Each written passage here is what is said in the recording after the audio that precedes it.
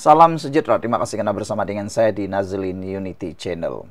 Kadang-kadang saya terfikir juga lah, ada orang benci sangat dengan Anwar Ibrahim apabila beliau makin tegas dalam pelbagai hal. Dalam negara kita yang semakin hebat ini, ada ramai yang tak puas hati. Antaranya ialah ketegasan tata kelola dan juga kehebatan Anwar Ibrahim di dalam menangani dan tidak mahu membiarkan ulat-ulat yang terus tinggal atau berburuk di dalam negara ini. Siapakah mereka? Antara ulat-ulat yang boleh disebut tidak berguna ini ialah mereka yang kaya, ahli politik, tansri-tansri yang tidak membayar road tax kereta. Bayangkanlah, ini orang kaya tahu, bukan orang miskin. Ini orang-orang kaya, orang-orang yang mampu beli kereta seperti Rolls-Royce, Lamborghini, Bentley, Ferrari. Mereka mampu beli kereta semahal ini, tapi mereka lihat tak nak bayar pula. Mereka tidak mau bayar road tax. Sehingga Menteri Anthony Loke menyatakan, memecahkan rahasia, ada 4.300 kereta Porsche yang ada di Malaysia ini tidak bayar road tax yang berjumlah 13,7 juta. Orang kampung bayar road tax, naik kereta kecil, naik kereta biasa, naik kereta tempatan, tapi terpaksa pula bayar road tax. Ini orang-orang yang peliknya, mereka ada gelaran tansri, mereka orang-orang politik, ada yang bisnismen, tapi ada pula yang buat-buat lupa nak renew. Aku rasalah kan, mereka bukan lupalah, tapi mereka ni memang sangat lihat. Inilah mungkinnya ramai orang benci dengan kerajaan yang ada sekarang ini. Orang-orang kaya tak boleh sembunyi-sembunyi lagi. Orang-orang kaya yang pura-pura lupa nak mau bayar road tax, akhirnya sekarang terpaksa bayar road tax. Kalau saya suka. Orang yang tidak suka tuh, itulah orang-orang yang suka buat hal, suka langgar peraturan. Bagaimana pula pendapat Anda semua? Sebelum kita teruskan ulasan yang panas ini, jangan lupa tinggalkan komen Anda, tekan butang subscribe, dan saya perkenalkan dulu kepada Anda semua. Ini terapi imun transfer factor for life. Terapi imun yang meningkatkan daya imun badan kita sehingga 400%. Secara umum dan ringkasnya, apabila imun badan kita ini bodoh, apabila imun badan kita ini tidak seimbang, apabila imun badan kita tidak lagi bertindak kuat, kita kena penyakit dan penyakit berakar di dalam tubuh badan kita. Tetapi, terapi imun ini membawa berita baik untuk Anda semua. Ia mengajar, mendidik, menguatkan, dan menyeimbangkan imun badan kita. Apabila imun badan kita sudah jadi kuat, bijaksana, dan seimbang, imun badan itulah yang akan menghapuskan semua jenis penyakit yang ada di dalam tubuh badan kita. Akar penyakit dihapuskan oleh imun badan kita. Cepat dapatkan terapi imun transfer factor for life ini melalui nombor telepon saya yang tertera. Produk ini lulus KKM, halal, dan diperakui oleh dokter-dokter di seluruh dunia. Kalau Anda sudah berdoa bertahun-tahun untuk masalah kesehatan Anda, mungkin ini jawaban yang Tuhan hantar untuk penyelesaian masalah kesehatan Anda. Cepat dapatkannya. Saudara-saudara sekalian, yang lebih lawak lagi, ada yang sanggup membiarkan kereta mereka kena tarik.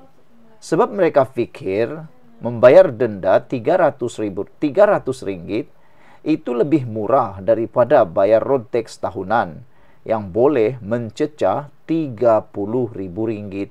Wah, jadi JPJ dah rampas lebih 400 kereta mewah di bawah operasi Ops Luxury. Anthony Loke telah memberikan amaran, warning yang luar biasa. Kalau tren ini berterusan, tindakan lebih keras akan diambil. Saya haraplah kan semua orang-orang kaya, semua orang-orang yang memiliki kemewahan seperti ini, fikirlah betul-betul. Bayarlah road tax tu. Kau sudah kaya, tapi masih lihat, entahlah. Jadi, Sila sebarkan berita ini supaya semua orang yang lihat, Tan Sri yang lihat, ahli-ahli politik yang lihat, businessman yang lihat, kedekut tahap tai hidung masin tuh, cepat-cepatlah bayar road tax kamu. Kami semua yang bukan Tan Sri, kami semua yang bukan ahli politik, kami semua yang bukan businessman pun bayar road tax tahu. Kenapa pula kamu tidak mau bayar? Mana adil kan? Salam sejahtera. Hipokrasi PAS dalam konteks demokrasi Malaysia. PAS mendabik dada sebagai parti Islam. Namun sikap mereka terhadap demokrasi jelas bercanggah. Mereka mempergunakan demokrasi untuk masuk ke dalam sistem, tetapi enggan menerima prinsip asasnya, ketulusan, accountability dan pluralisme. Laporan Brookings mengenai politik Islamik menekankan bahawa parti seperti PAS lebih cenderung menggunakan agama sebagai alat mobilisasi berbanding asas moral dalam pemerintahan. Ini menjelaskan mengapa PAS menolak reformasi seperti pembiayaan politik yang telus, reformasi institusi atau perkongsian kuasa yang adil.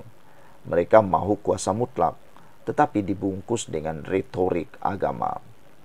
Antara retorik dan real politik, PAS boleh terus menggamitkan retorik moral mengenai dana, menyeru ketelusan, menuduh pihak lain korup dan berdiri sebagai penjaga moral.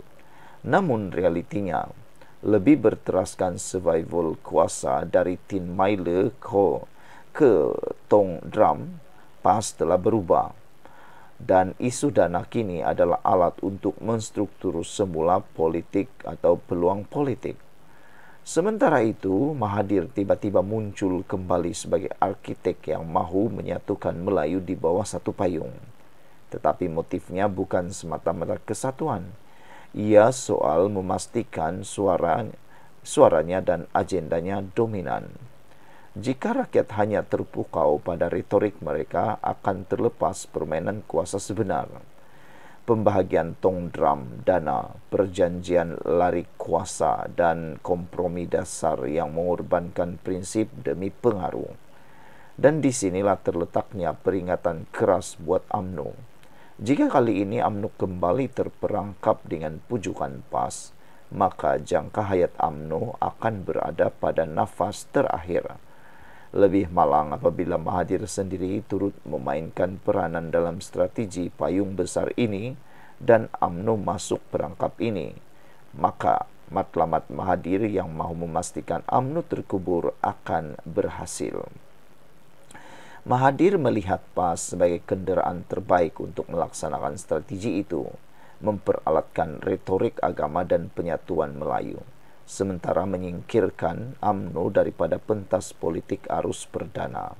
Sebelum kita teruskan ulasan ini, jangan lupa tinggalkan komen anda dengan tanda pagar kami benci penipu. Tapi sebelum itu, izinkan dulu saya berkongsi kepada anda semua.